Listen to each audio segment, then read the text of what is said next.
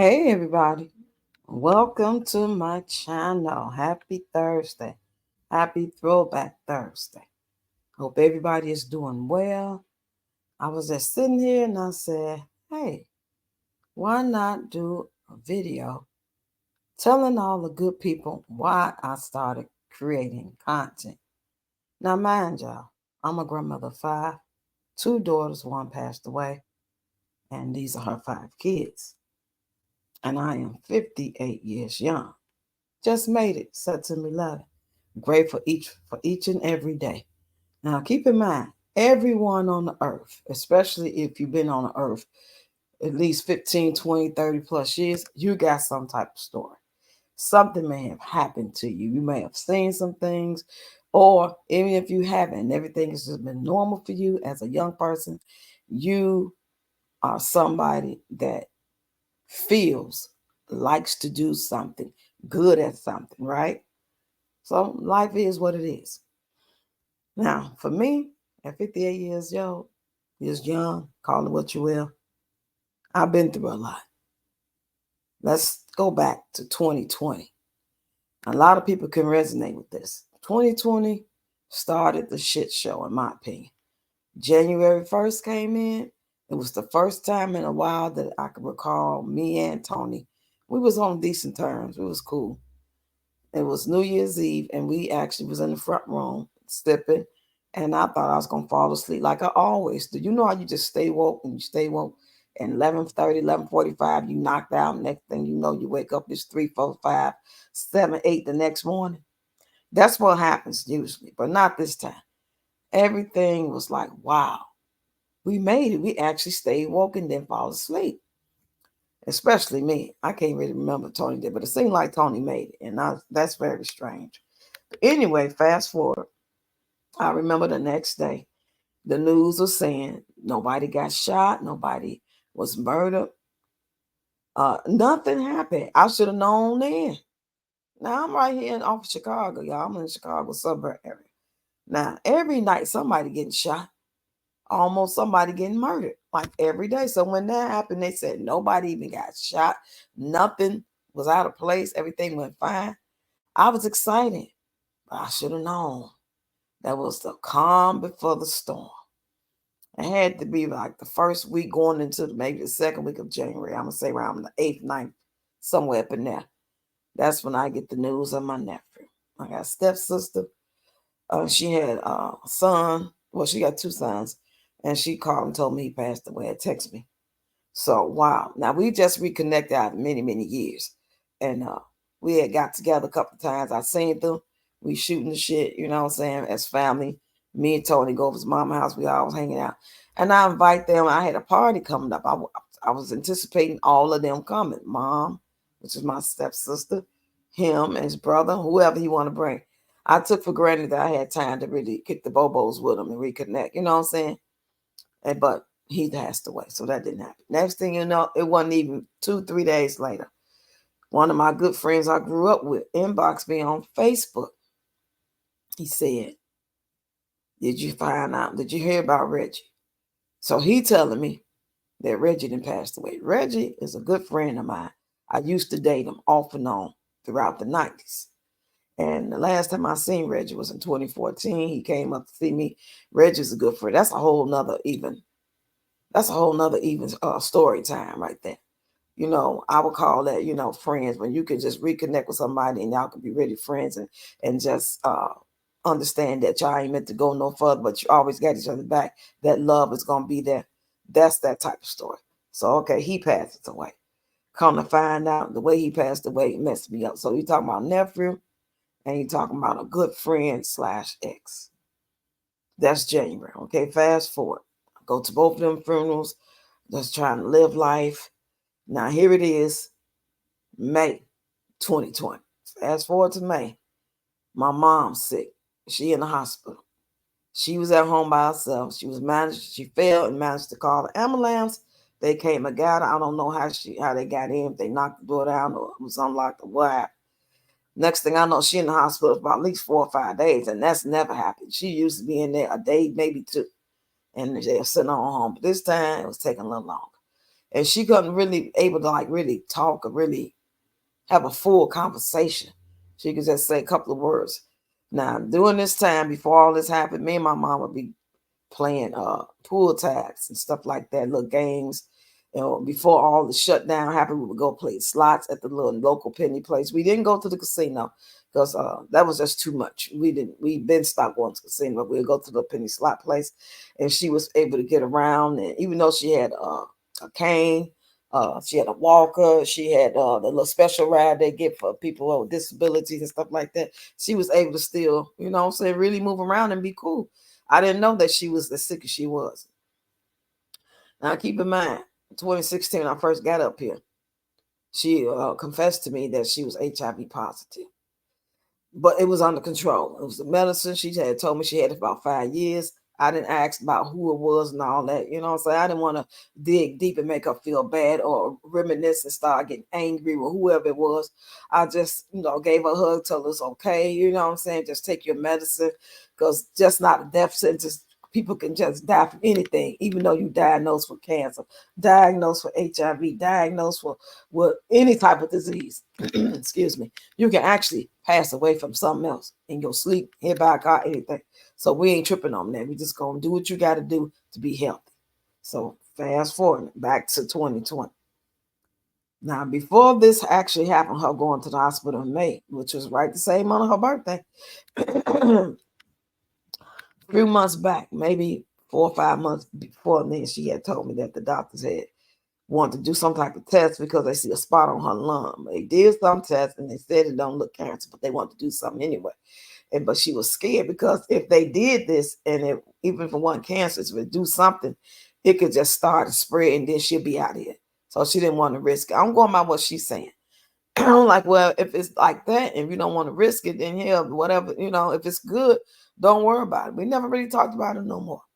All the while, my mama was sicker than she probably told me, or was feeling whatever. And because when I found out, I talked through another friend who was helping be her nurse, going, the little care they have somebody come in and check on the older people. Okay, fast forward. She came home from the hospital, but I had to talk to the doctor. The doctor was beating around the bush. Whatever she was saying, it made me just say, so what you're trying to say is no matter what, my mama going to be out here. She said, yes, you said it perfectly. I couldn't say it better myself. It was as if this lady doctor could not just come out and say what it was. Because the option she gave me was she can't go home unless somebody going to come pick her up and sign off to be with her, because she need assisted living or some type of, what they call it, like therapy, where they can kind of get back to walking, or, you know what I'm saying? It was something like that, but it wasn't where she could just live by herself, even in assisted living. It had to be like a nursing home type of thing. Or she could come with me if she didn't want to go to the facility. So I'd like just bring her here. So we made arrangements for them to bring her to my house, and everything she needed, bed, porta potty thing, her meds, nurse, everything, because she's on hospice. This ain't really clicking in my head. Okay, I know hospice mean that you ain't got a lot of time, but it don't mean tomorrow, and it don't necessarily mean 3 months or 6 months. My grandmother went away on hospice, and she was acting her same normal way, like she always was, like nothing was wrong. And next thing you know, she just one day didn't wake up out of sleep. So I'm figuring like it's not a death sentence like tomorrow, but unfortunately, that's nothing they can do for you. I tried to prepare her for it, but evidently I wasn't really prepared either. So I watched my mom decline. I mean, when I say decline, to the point where it messed me up. I'm the only one there, like especially when it comes to my relatives, like my brothers, my nieces, her grandchildren by my brothers, stuff like that. Nobody came except for one brother, because the other brothers, they was locked away, they couldn't come. But my one little brother, he came on a couple of times, and his son.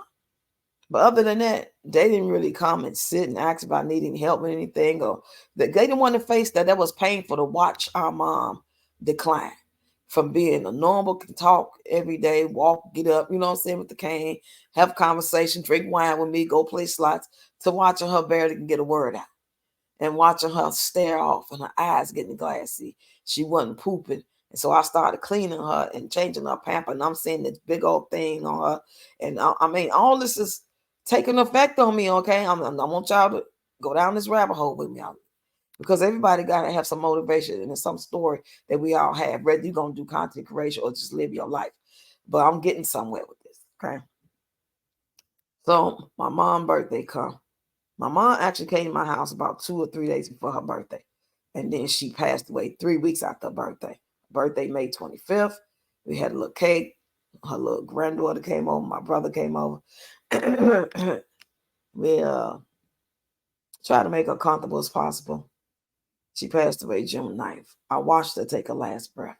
The night before she really passed away, because it got worse to where she would just stay off, and I didn't know she was gone. I had to tell her to wiggle her toes or something because she couldn't. And then she would like reach her hand. I got pictures. I was gonna post a picture and do a video about just my mom, but I just feel like I'm gonna tell it in my story of content creation. So I hope y'all don't mind. Bear with me. But I was scared to post it because I didn't want to make nobody feel no type of way. And I still may do it later, but it's a really hard decision to post her before picture. Like pictures leading up when she was a young woman, when she was I was like 4 and she was like 20 something, and then her being like in her 40s or early 50s till right before her death, till on her deathbed. If y'all see that, and that's what people in my family was mad at me because they felt like when I posted it on Facebook, they got mad and felt like she wouldn't want to be seen like that. But I got mad at them and told them, don't tell me about how to feel about my mother, what to post. I watched her go through that. That affected me. Y'all wasn't there. And then if I'm showing it and y'all seeing it, it's a reminder that y'all wasn't there and what she went through, and it makes you feel some type of way. So let's fast forward. She passes away. I still ain't fully like cried it out or nothing like that. Because I'm holding it in, just like I'm holding in by my daughter. Now let's fast forward 10 months later. My daughter passed away. Didn't see it coming, but I could tell you this: 3 weeks before she passed away, I kept telling my other daughter and saying to myself, like, something ain't right, because Pache is really quiet these days.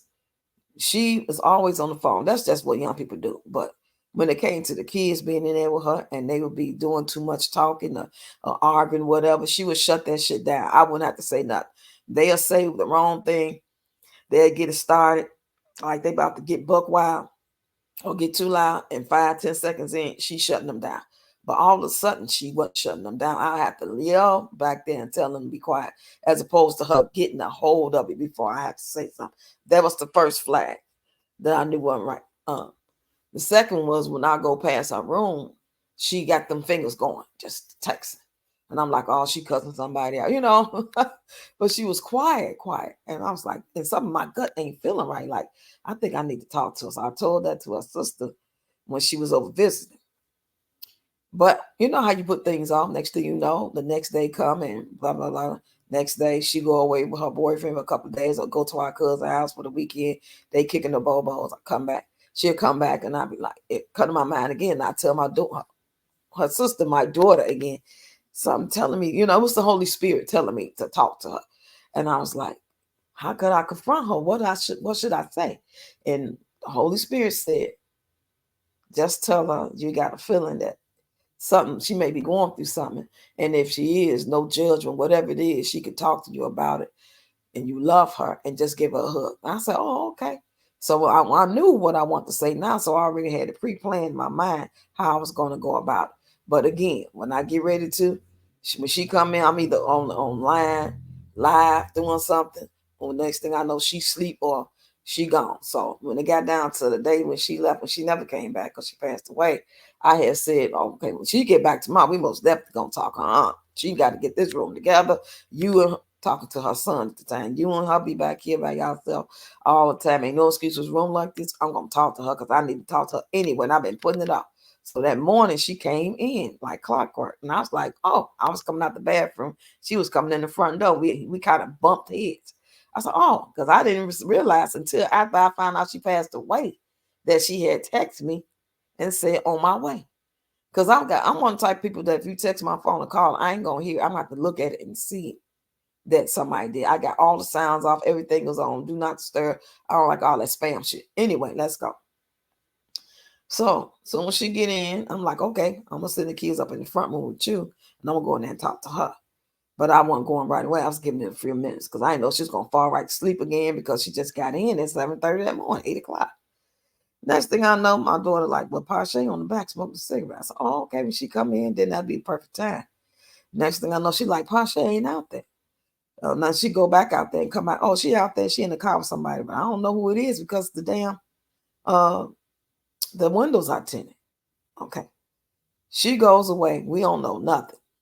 Let's fast forward a couple more hours. Her daughter come in and say, Pache, my mommy said she'll be back tomorrow. She took her suitcase. I didn't think nothing of it. I'm like, okay, she went back with her boyfriend. Maybe he picked her up because maybe they had into it and had some words and they ain't been getting along. And he decided to, come on, let's go and get something to drink and let's make up. I'm thinking it's one of those type of things. So I didn't text or call or nothing. I'm like, I'll just see you tomorrow. Next day come.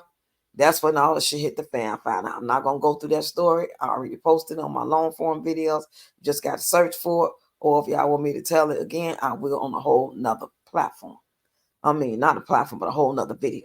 I'm not finna get into it. This is about why I started creation. I'm just trying to set the tone and let y'all get the visual of my life, which was happening before I actually started to do content creation and why. Okay, I'll go through all that. She's passed away, and everything that took place from the day we found out she passed away. Fast forward 6 months. 6 months go by, and now I already made an account on TikTok, right? Just to be, I did this before she passed away, but I could not find that doggone account. So I made another one. Then I started scrolling and seeing what people was doing. I seen funny stuff. I seen stuff like commercials. I seen people dancing. I just seen different stuff. So I decided to post a couple of things I had already because y'all know I've been dancing a very long time. I was a dance major. I've been in dance groups. I had my own dance group. African dance is my specialty, old school hip hop. So it was nothing new for me to, entertain or express myself through dance. Only difference is I'm older now, and the 6 months I'm sitting around staring her out in space, like still in disbelief of everything that we all been going through, and nervous and feeling some type of way. That's why it took me 6 months to finally start. Now keep in mind when I started, I'm just posting videos and pictures. I never got up to do any dancing. I'm fat, I'm stiff, I'm discombobulated, I'm depressed. But I'm motivated because I'm a dancer inside. That's what I aspired to be. I always loved to do it. I got a picture of me as 4 years old in the whole ballerina pose. So that's what let me know as I got older and seeing that picture, like, wow, I always wanted to dance. Okay, y'all get it? So I'll say about after 2 or 3 months of just posting stuff, and I might sit down and post something or talk or something, but I never got up for like at least 2 or 3 months. Now, mind you, I'm already got enough subscribers. You got to have 1,000 subscribers on TikTok to go live. It took me a while, so I finally started going live after 3, 4 months, and I didn't know what I was doing. People coming in, and I would just be dancing and saying hi to them, and I'd just be dancing because that was my niche. I'd just be dancing to the music that I had on YouTube, and they'd be trying to battle with me. I didn't know what the hell no battle was. I was just letting them in. Then as I started picking up on it, and a lot of them had foreign language and stuff like that, it was trolling. I stopped. I just kept going live. I used to go live a lot. Then I started going live with Tony, the man I'm married to. He would be DJing sometimes, even though he ain't no professional DJ. He got equipment and he could do a little some stuff that he already got pre-made. But it got to the point where I couldn't even deal with him no more because he was too flip-flop, wishy-washy. Feel like doing it next minute. He don't want to do it no more. And I ain't feel like arguing him on live because I will argue with a motherfucker on live. So anyway, so I just stopped pretty much going live with him especially. And I stopped kind of going live. I used to go live like at least every 3 days, every 5 days, regularly by myself. I'll just turn on my music, sit down, talk to the people, shoot the shit, discuss stuff, and be dancing in between. It was fine. I need to start back doing that. So I finally got my 10,000 subscribers. It only took me about, let me see, I'll say it took me about maybe 3, 4 months to get me enough subscribers. Because back then, I don't know if they're still doing it back then. All you had to do is go to somebody's live and they'll be having a grow party. That's what they called it. I think they cracked down on that now and started penalizing people for that. I'm not sure. But that was the word on the street after I got it. And that's not a good thing to do, because a lot of them people you grow party with, they all want numbers. You want numbers, but you're not thinking about the big picture. The big picture is you having people with like minds that's going to support your channel, not just follow. Because without the engagement, I grew to be 22K. I've been at 22K for over a year. Even though people are constantly following me, people are constantly dropping off. That TikTok is knocking off, and bot accounts and stuff like that. So I'm not able to grow like I should. Now I should be at least at 100,000, 80,000 to 100,000 subscribers. Like all the people that's been, you know what I'm saying? I got monetized. I wasn't really making no money. It was just went from shorts videos. They wanted you to do shorts. And then they had this program where they knocked the shorts out and wanted you to do videos over a minute. I stayed in there. I got a couple of checks. But then they kept on being real petty. You can't do this, you can't do that. Oh, you're going to get in trouble if you do this again. So I just opted out because I wasn't making no money no way. If I was making money, then I would have cleaned my act up and really got those rules and regulations down and be able to make them coins. Okay? So I now recently just got out. And we talking about like 2 months ago. I hung in there a long time.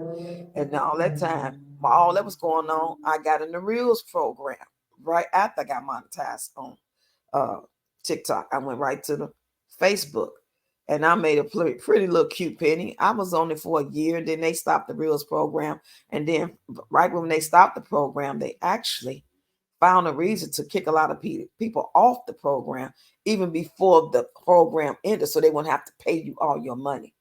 They did that slick shit. That's when I knew I was done with Meta. So fast forward, then I came over to YouTube. Remember I told y'all when I came from the Reels program to YouTube to figure out what is going on over here, because I only come over here to like find a song, watch a video, watch funny videos, not like to post content. Monetization, look, really, I didn't really know.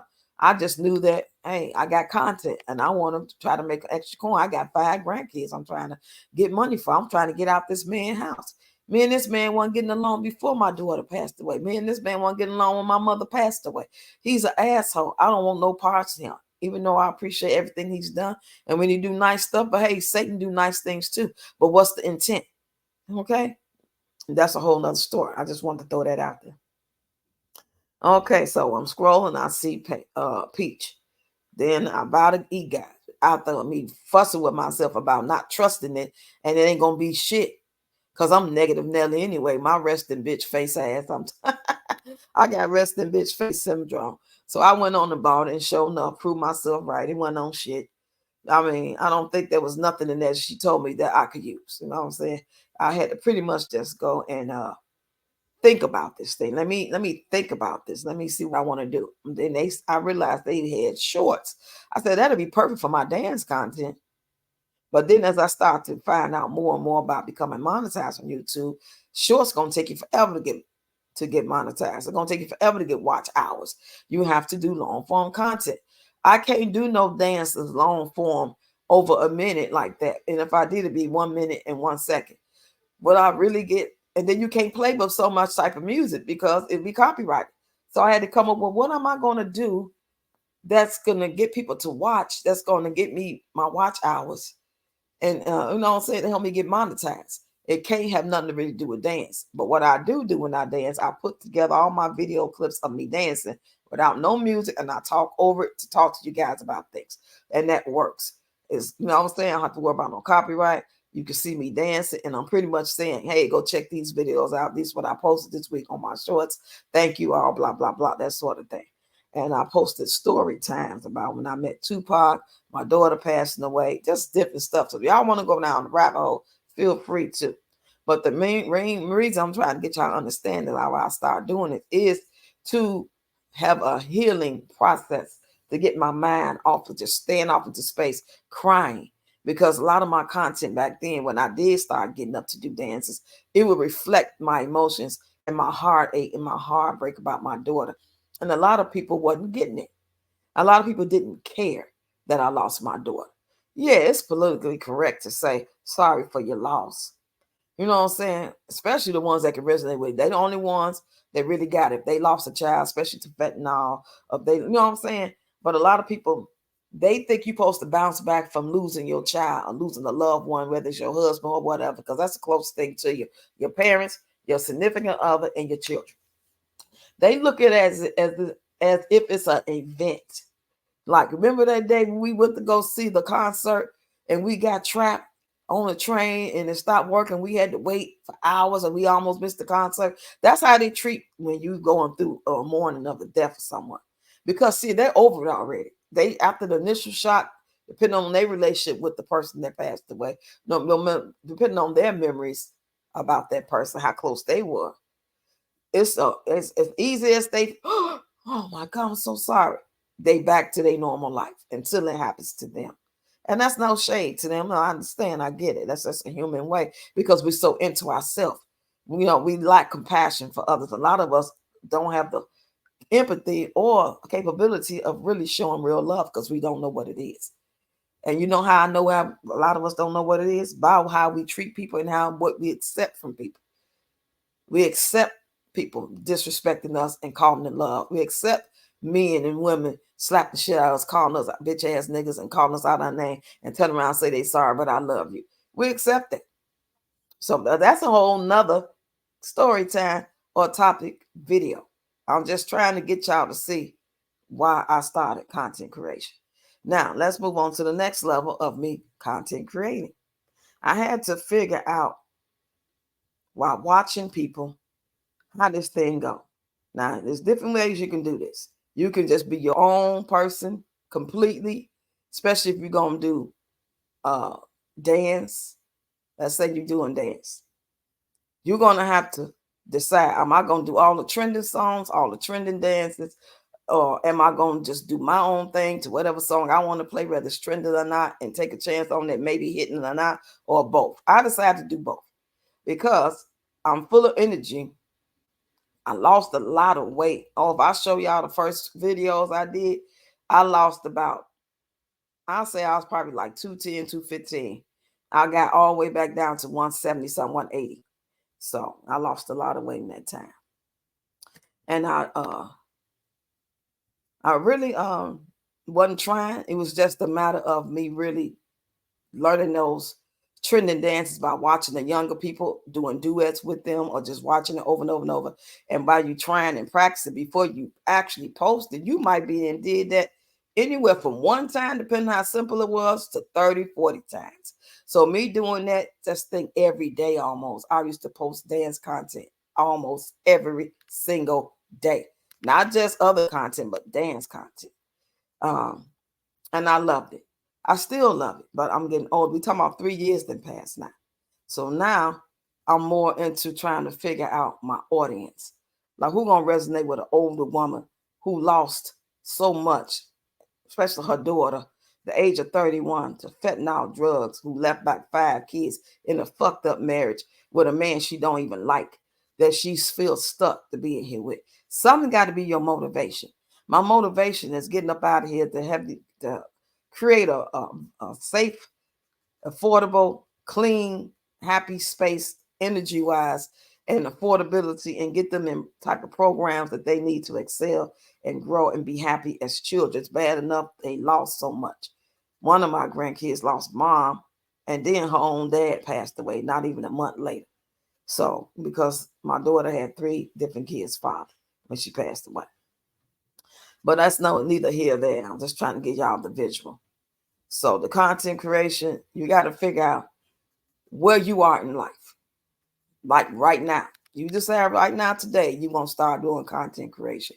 What's going on with you? What happened in your past that's affecting you right now in this present and possibly your future? Who are you? What do you stand for? How old are you? How do you look? How do you think about life? What are you passionate about? What makes you angry? What makes you happy? What do you like to do? Do you really like to cook? Like, do you cook like for your family every day? Or do you cook like once a week on Sundays? And other times you drawing. So you could do a bunch of drawing shorts, long form videos, show your technique and talk over voiceovers. And then on Sundays, do your cooking videos. Okay. Let's say you like to still tell stories. You got so many stories because you got so much wisdom, so many experiences, and that's basically all you want to do. Do story times about stuff you was doing when you was in your 20s and what's happened with this first husband, he passed away, and y'all had this going on. You can have pictures and videos and reenactments of people doing it, and then make those into shorts. I'm just giving out suggestions and ideas, because a lot of people, that be their thing before they even decide. I want to do it because you want the money. Are you passionate about it? Do you already like to do stuff that you can just share because you do it anyway? Or do you need to think, what the fuck can I do to make some money on here? Now you got to figure it out. Either way, it's going to be all right, but you just got to know how to do it. If you do it right, it's going to work out. It's going to be even better if it's already who you are. You know what I'm saying? But if you just sitting around, ain't got no life, ain't never did shit, don't go to the club, don't dance, don't play an instrument, don't care about none, don't cook, don't even hardly eat. You know what I'm saying? Or you just negative or feeling blasé all the time. You ain't got no motivation and you just want some money. It's going to be real hard for you. Now, unless you create this character and you just get on here with that blasé shit and tell them story, you might be funny. You never know. It could pick up. Shit, anything. Stranger things that happen. Anyway, y'all, I've been on here 31 minutes, y'all. Y'all, please get in the comments. Let me know you listened to the whole video. And if you got any questions, if there's anything that I didn't touch on that you want to know, feel free. I'll answer in the comments, or I'll make a quick little snippet, short video about it. Okay, y'all? I appreciate y'all listening to me, supporting me, giving me suggestions, subscribing to my channel. If anybody wants to do the dance classes starting in November, or the exercise/dance classes starting in November, please email me at READIIROX, another X, 1966 @gmail.com. Put in the subject line exercise class. Okay. And with that being said, I think I covered everything. So basically, I'll just try to let y'all know, and I hope y'all got the gist of it. That's how I started creating content. I was already that person. It's just that when that happened to me, I had to sit around and let it marinate and be depressed about it and stare off in space. And then I had to kind of snap back out of it so I can kind of like heal instead of being stuck in that one spot. I had to heal. I had to heal. And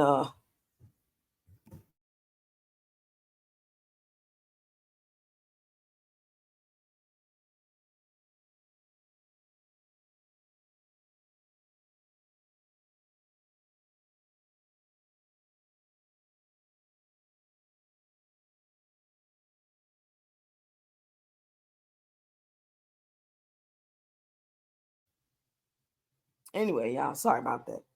Anyway, y'all, so now I'm trying to grow the content. I'm still on the same path, because a healing journey of loss, especially if somebody that close to your child, your husband, that ain't never going nowhere. Okay, that's a journey you're gonna be on till you out of here.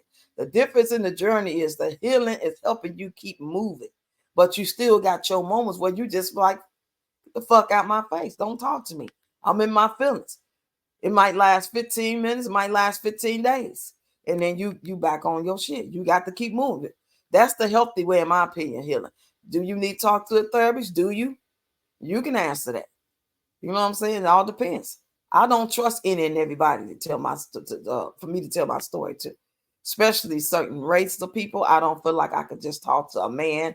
I don't feel like I could talk to a man of another race or culture. He don't understand my story. You know what I'm saying? He can't connect with me. So that's an individual thing right there. So I hope y'all understand what I was trying to say. And from where I am now, from where I was when I first started, I'm in a totally different place, but I'm steady healing. I steady cry. I have tears in my eyes all the time. The difference is I'm motivated through these kids and having to want to be happy and heal while moving and living and learning and loving and being real with myself. Being able to be honest to say what I want out of life, what I need out of life, what I want to get to my grandkids out of life, what I want them to have, and that I'm not interested in marriage. I shouldn't have to play along with the game just because the game say that's what women do. That's what married couples do. You're supposed to forgive. You're supposed to do this, supposed to do that. That's why I make some of the part of my content, and I tell stories about how I feel about this man and what we've been through. So anyway, y'all, I'm going to get up out of here. I appreciate y'all again for listening, and I will talk to y'all later. I'll see y'all tomorrow on the Red Cup Live. at 6 p.m. Central Time. If anybody want to get on the panel to tell their story of a loss of a loved one, of a child, and please let me know. Email me that too. Email me and let me know. If not, we're just going to do our regular Red Cup Live.